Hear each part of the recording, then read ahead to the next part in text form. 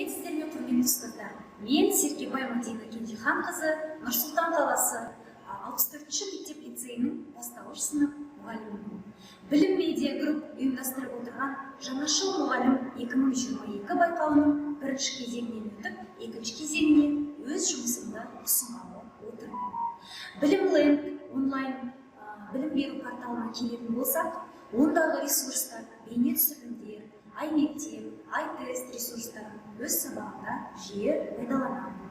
Мен осы байқауға сабақта АКТ-ны қолдану бөлігін таңдап алдым. АКТ-ны тиімді қолдану арқылы балалардың қызығушылығын арттыру, ояту және бәсекеге қабілетті, жаңашыл, ештеңені жасқанбай, жаңаны қабылдайтын, тәрбиелі, білімді, патриотты шәкірт тәрбиелеу. Сәлеметсіздер балалар? Сәлеметсіздер. Сабағымызды бастаймыз. Жақсы балалар, бүгінгі сабақта біз математика сабағынан қағаз ақшаны өтеміз. Бұл алдыңғы сабақта біз өткен болатынбыз, бұл екінші сабақ. Сондықтан да біз видео түсірімді қайталап отырмыз. Қазақстан Республикасының ұлттық валютасы. Купюра қағаз ақша белгісі. 1000 теңге, 2000 теңге, 5000 теңге. Ірі қағаз ақшаларды ұсақ қағаз ақшаларда сатуға болады. 5000 теңгелік қағаз ақшаны 2000 теңгелік және 1000 теңгелік қағаз ақшаны сатуға болады. Керісінше 2000 теңгелік және 1000 теңгелік қағаз ақшаны 5000 теңгелік қағаз ақшаны ірілетіп алуға болады. 5000 теңгелік қағаз ақшаны 2000 теңгелік және 3000 теңгелік қағаз ақшаларға айырбастауға болады. 5000 теңгелік қағаз ақшаны 5000 теңгелік қағаз ақшамен сатуға болады. 2000 теңгелік қағаз ақшаны 2000 теңгелік қағаз ақшаға айырбастауға болады. 5000 теңгелік, 2000 теңгелік, 1000 теңгелік қағаз ақшаларды 500 теңгелік қағаз ақшалармен сатуға болады. Азаматсыздар, балалар, бұл өткен сабағымызды қайталау болды және үй тапсырмасын тексеру арқылы. Осындай сияқты мен ай-тест бағдарламасынан алынған тестте, сізде 5 тест болатын үйге, соны сіздер мынадай парақшаға белгілеп қойдыңыздар. Соны Zipap деген жаңағы қосымша арқылы балалар, қазір сканерлеу арқылы дұрыстығын тексереміз. Әркім өзінің телефонын алады да, сканерлейді. Zipap'ты ашасыздар. Zipap'ты ашамызда. Осылай түсіргенде бізде дұрыс жауаптар шығу керек. Дұрыс жауаптары сезімде бізде некен? 5 жауаптан барлығы 5-еуі де дұрыс екен, 100%. Өте жақсы. Қалғандарымыз тексердік па балалар? Тексердік па? Бәрі дұрыс болды ма? Жақсы, азаматсыздар. Өте жақсы. Яғни бұл біз ай-тест деген бағдарламада алған тестті біз үйде орындап келдік, азаматсыздар. Өте жақсы. Енді бүгін біз сіздермен тағы да ақша туралы сабақ өтетін боламыз. Қағаз ақша, купюра. Балалар, бүгінгі сабақта біз ақшаны жалғастырамыз. Бүгінгі сабағымызда біз мұздықтар туралы білетін боламыз. Мұздықтар Қазақстанның қай жерінде орналасқанын және де олардың атауын білетін боламыз. Түсінікті ғой, біз бүгінгі сабағымызда бекерден келген ұлттық нақыштарды ойып тапқан жоқпыз. Өйткені біз өз еліміздің патриотымыз. Өзіміздің еліміздегі мұздықтардың қай жерде орналасқанын білу керекпіз және де олардың несін білу керекпіз? Атауларын. Түсінікті ма? Жақсы, азаматсыздар. Ол үшін балалар бізде сіздерге кітапта берілген теңдеу, соны біз орталық бағдарламасы арқылы таңдап аламыз. Айналдырады. Өзіңіздің тобыңызға теңдеу таңдап аламыз. Әр топқа бір теңдеуден таңдалады.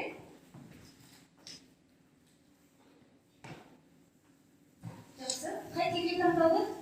Y қосылған.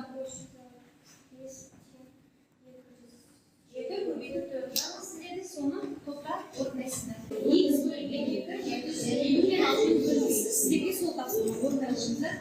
Жақсы, болды топқа бастаңыздар, теңдеуді шығарыңыздар. Толқынымыз келісіп сөйлеп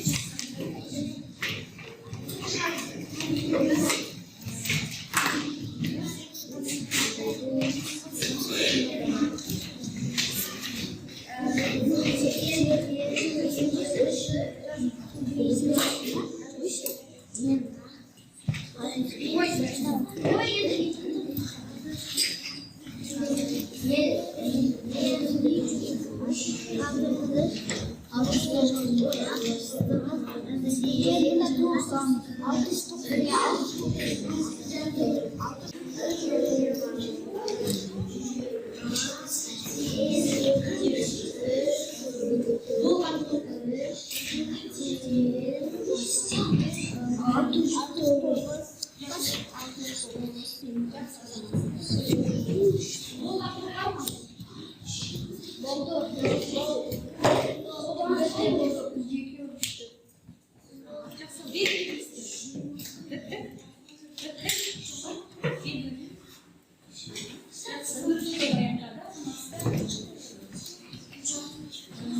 Кімде қанша теңгеудің түбірі шықты, соны мынандай қағаз ақшамен және монеталармен майдалаймыз.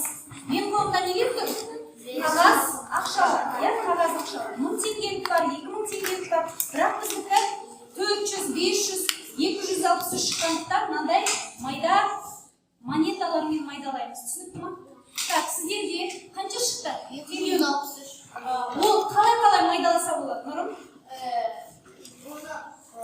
Оны 100 теңгеден және Монеталық 100 теңгемен және елу теңгеден тағы 10 теңгеге 3 теңгеден майдалауға болады. дұрыс, азаматсыздар. Тағы да басқа майдалау бар ма? Сақтай. 100 теңгелік монета, дұрыс айтасың, монета бар, е? 100 теңгелік, 50 теңгелік, 10 теңгелік және 2 теңгелік 1 теңгелік. азамат, өте жақсы. Сіздердің қанша шықты? Қалай майдалауға болады? Айта қойыңыздаршы. Мынандай монеталармен айта қойыңыздар. Нұрали, монеталарды көрсетіп. 290 Ага. 290 және 126 және 220. Азаматсыздар. Біз тапсырманы жұптық жұмыс болған. Ол үшін біз жаңағы видео түсіндіруді көріп алайық. Назарларыңыз экранда. Купюра қағаз ақша белгісі. 1 доллар 10 және 20 теңгелері ірі қағаз ақшалар бар. Атаулы сандырда натурал сандар. Бала, менің қолымда тұрған не? Ақша. Қандай ақша? Азаматсыздар, бүгінгі өтетін сабағымыздың тақырыбы купюра, қағаз ақша деп аталады. Қағаз ақшалар біздің Қазақстан Республикасының теңгесі 1993 жыл айналымға түсті балалар. Соны біле жүріңіздер, иә? Мен сіздерге көрнекі ретінде алдарыңызға қағаз ақшаларды қоямын, иә? Қай жерде қандай болар екенін көріп алыңыздар.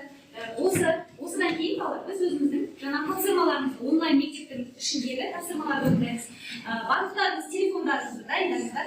Телефондарыңыздың ішінде осы біздегі тапсырмаларды орындауға кірісейік. Жұптық жұмыс бастаңыздар. Ішіне кіреміз. Аха. Бүгінгі күнде сіздерде бірінші тапсырманы қараймыз. 50 теңгелік купюраны 3 купюра көмегімен қалай айырбастауға болады? Орындаймыз. Жұптық жұмыс.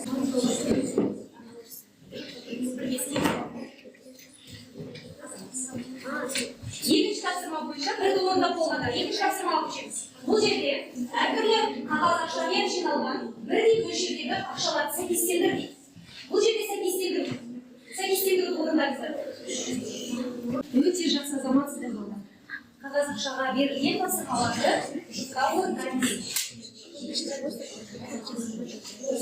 Тексеру батырмасы басы, келесі тапсырманы орындай беріңіздер.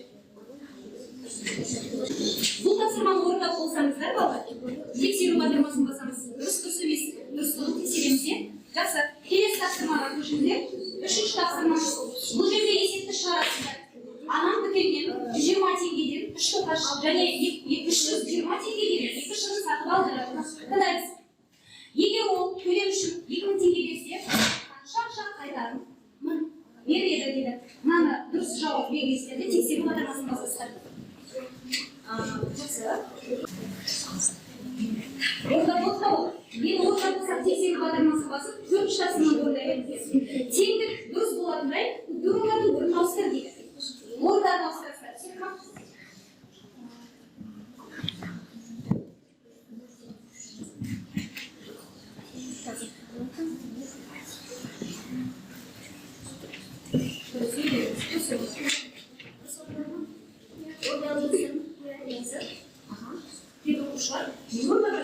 Бұл тапсырманы болсаңыздар, 5-ші тапсырмаға көше қойыңыздар. Жалған әдияты хат. балық аулау үшін кестедегі заттарды сатып алу керек дейді балалар. Мына заттарды сатып аласыздар. Астына жалған сәйкестендіру көрсетеді. Қалай сіздерде қанша пайыз шықты? 100% олар өте жақсы. Мына жұпта бізде 100% шықты. Мына жұпта 100% шықты, иә? Қараңыздар, барлығы дұрыс орындалған деген сөз. Азаматтар, яғни балалар бүгінгі сабақты түсінді дейді. Азаматтар, ай мектептің ішіне, иә? Соның ішіндегі тест батырмасын бастаңыздар. Басамыз. Енді ойынды бастау деп басыңыздар. Ойынды бастау. Бастаңыздар.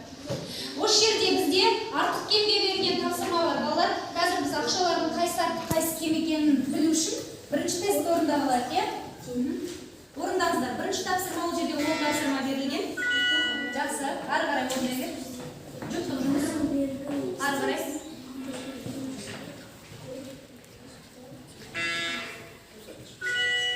Азаматсыздар. Қандайсыз? Тестін қандамайсыздар? Yes. Қандамайсыздар. Ары қарай. Екіншісі. Қандайсыздар?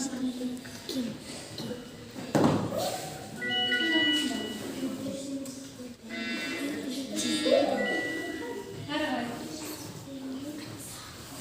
Қандайсыздар? Екіншісі. Мына белгі қалай аталады? Тең бе?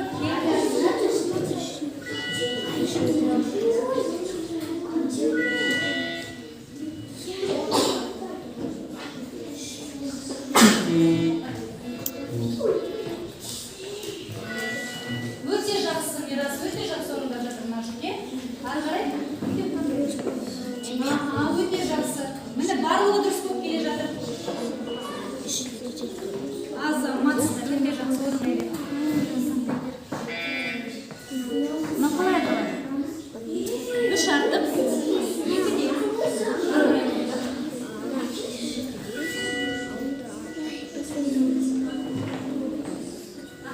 Барлық дұрыс жауаптар болса, біз қанша дұрыс жауап? Барлығы дұрыс. Қайсы көрейік біз? Барлығы дұрыс екен. Өте жақсы балалар. 10 тапсырманың 10-ын да дұрыс орындасыздар, иә? Яғни артық кемге байланысты бұл тапсырма. Енді қазір ақшамен қайсы артық, қайсы кемді орындайтын боласыздар?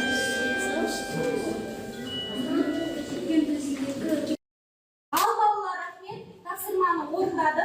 Кейбірлеріңізге 1-2 қате болды, бірақ көбінесе 10 тапсырманы да дұрыс орындаған балалар болды. Бұны не үшін орындады? Балалар, мына біреу қазір купюраларды біз салыстырамыз.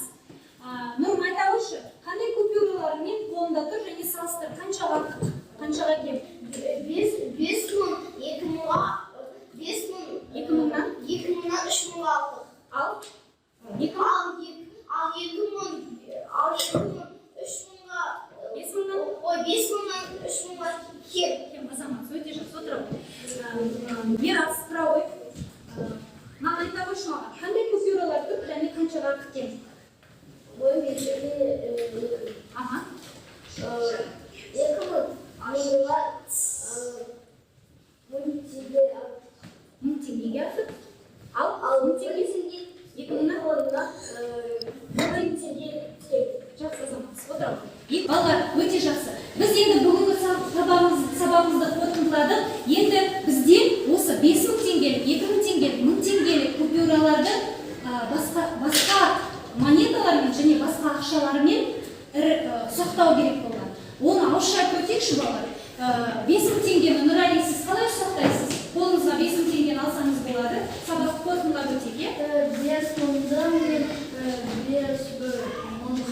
1000 теңгеліктен нешеумен? 5 дана. Жақсы.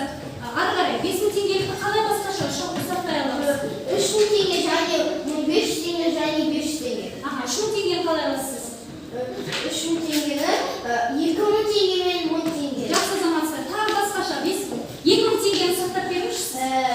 4-500 мен Немесе 2 мың теңге. Азамат, жақсы. Азаматсыздар, өте жақсы. Түсінікті ма балалар бүгінгі сабақ? Ондай болатын болса, бүгінгі сабағымыз аяқталды. Сіздерге барлық сабақ түсінікті деп ойлаймын.